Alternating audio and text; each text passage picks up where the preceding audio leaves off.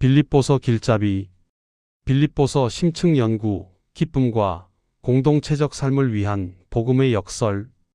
일부, 고난 속에서 피어난 기쁨, 복음의 정체성을 입다. 빌립보서는 사도 바울이 로마의 차가운 감옥에서 기록한 성령의 감동 어린 편지입니다. 비록 육체는 쇠사슬에 묶여 있었으나 그의 영혼은 그 어느 때보다 자유롭고 기쁨으로 충만했습니다. 이 기쁨은 단순히 긍정적인 사고방식에서 나온 것이 아니라 성경의 절대적 권위와 복음의 능력에서 비롯된 초월적인 것입니다. 당시 빌립보 도시는 로마의 식민지로서 로마 시민권을 최고의 자부심으로 여기며 살아가던 곳이었습니다. 로마 황제에게 충성하며 그 대가로 면세권과 자치권을 누리던 이들에게 바울은 전혀 새로운 정체성을 선포합니다. 바로 복음에 합당하게 생활하라는 권면입니다. 여기서 생활하라에 해당하는 그리스어 폴리티에스테는 당시 정치적 의미를 담은 시민으로서 의무를 다하며 살아가라는 뜻을 강력하게 내포하고 있습니다. 바울은 빌립보 성도들에게 그들이 비록 로마의 식민지 안에 살고 있고 로마의 법을 따르고 있지만 그들의 진짜 소속은 하나님 나라임을 잊지 말라고 강조합니다.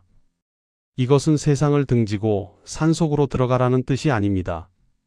오히려 세상의 가치관과 권력 서열이 지배하는 현실 한복판에서 하나님 나라의 통치 질서와 거룩한 삶의 양식을 보여주는 하늘나라의 전초기지가 되라는 부름입니다. 감옥이라는 극도로 제한된 상황 속에서 바울이 외친 이 기쁨은 우리 삶의 환경이 어떠할지라도 그리스도 안에 뿌리 내린 정체성만 분명하다면 세상이 줄 수 없는 평안을 누릴 수 있음을 오늘날 우리에게도 생생하게 증거하고 있습니다. 고난은 결코 복음을 가둘 수 없으며 오히려 그 고난을 통해 복음의 진전이 일어난다는 이 역설이야말로 빌립보서가 지닌 위대한 메시지의 시작입니다. 2부, 그리스도의 마음을 품으라, 낮아짐으로 승리하는 공동체. 바울은 빌립보 공동체 내부에서 들려오는 갈등과 다툼의 소식을 접하고 이를 해결하기 위한 최고의 처방전으로 그리스도의 찬가 2장 5절에서 11절을 제시합니다. 이것은 초기 기독교 신앙의 정수이자 하나님께서 인간의 몸을 입고 오신 성육신의 신비를 노래한 위대한 고백입니다. 개혁주의 신학의 관점에서 이 구절은 그리스도의 완전한 신성과 인성, 그리고 죄인을 향한 그분의 지극한 겸손을 극명하게 보여줍니다. 그리스도께서는 본래 하나님과 본체이시며 모든 영광을 받기에 합당하신 분이시지만 그 높은 지위를 자기 이익을 위해 움켜쥐지 않으셨습니다. 오히려 스스로를 비워 종의 형체를 입으시고 가장 비참한 십자가의 죽음에 이르기까지 하나님 아버지께 온전히 복종하셨습니다. 이것이 바로 케노시스, 비움의 신비입니다. 바울이 이 깊은 신학적 진리를 편지의 중심에 배치한 이유는 명확합니다. 성도들이 서로를 대할 때 그리고 공동체의 문제를 해결할 때 바로 이 그리스도의 마음을 품어야 한다는 것입니다. 공동체의 하나됨은 인간적인 세련된 타협안이나 강제적인 규칙으로 유지되지 않습니다. 나보다 남을 더 존귀하게 여기고 나의 정당한 권리보다 형제의 연약함을 먼저 돌보는 낮아짐의 영성을 통해서만 가능합니다. 당시 로마 사회는 명예와 지위를 최고의 가치로 삼았지만 바울은 거꾸로 낮아짐이 곧 높아짐의 길임을 역설합니다. 예수님께서 가장 낮은 곳으로 내려가셨을 때 하나님께서 그를 만유의 주님으로 높이셨듯이 우리 성도가 그리스도의 겸손을 본받아 서로를 섬길 때 그 공동체 안에 진정한 복음의 능력이 나타나게 됩니다.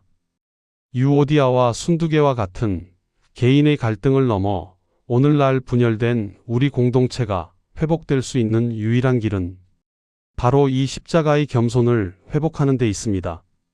3부, 두렵고 떨림으로 이루는 구원과 하늘 시민권의 소망. 두렵고 떨림으로 너희 구원을 이루라. 2장 12절 말씀은 자칫 인간의 노력이나 행위로 구원을 완성해야 한다는 오해를 불러일으킬 수 있습니다. 하지만 이어지는 13절은 너희 안에서 행하시는 이는 하나님이시니라고 선언하며 모든 주권이 하나님께 있음을 분명히 밝힙니다. 구원은 전적으로 하나님의 주권적인 은혜이며 값없이 주어지는 선물이지만 그 은혜를 받은 성도는 삶의 현장에서 그 구원의 열매를 실제적으로 맺어가야 할 거룩한 책임이 있다는 뜻입니다. 이는 개혁주의 구원론의 핵심인 성화, 생티피케이션의 과정을 의미합니다. 성령님께서 우리 마음에 거룩한 소원을 심어주시고 그것을 행할 힘을 공급하실 때 우리는 그분께 기꺼이 순종함으로 구원의 풍성함을 우리 인격과 삶 속에서 온전히 실현해 나가는 것입니다. 또한 바울은 다시 한번 우리의 시민권이 하늘에 있다고 선포하며 성도의 종말론적 정체성을 확립합니다. 3장 20절 이는 단순히 죽어서 가는 내세만을 의미하는 것이 아니라 지금 여기서부터 하늘의 법과 가치를 따르는 하늘 시민으로서의 자부심을 가지고 살라는 강력한 도전입니다. 바울은 과거 자신이 자랑하던 가문, 학벌, 율법의 의를 그리스도를 아는 고상한 지식 앞에 배설물과 같이 여겼습니다. 빌립보 성도들이 로마 시민이라는 특권을 자랑하며 살았던 것처럼 우리 성도는 만왕의 왕이신 그리스도의 통치를 받는다는 사실에서 가장 큰 긍지를 찾아야 합니다. 비록 세상에서는 나그네와 행인처럼 고달픈 삶을 살고 때로는 정체성의 혼란을 겪을지라도 주님께서 다시 오시는 그날 우리의 비천한 몸을 그분의 영광스러운 몸과 같이 변하게 하실 것이라는 소망이 우리를 지탱합니다.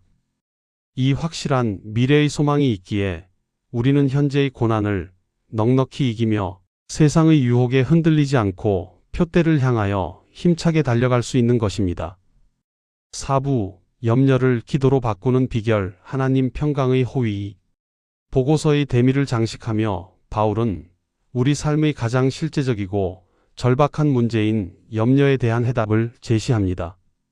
아무것도 염려하지 말고 모든 일에 기도와 간구로 너희 구할 것을 감사함으로 하나님께 아뢰라. 4장 6절 말씀은 불안과 불확실성의 시대를 살아가는 현대인들에게 주시는 하나님의 생명수와 같습니다.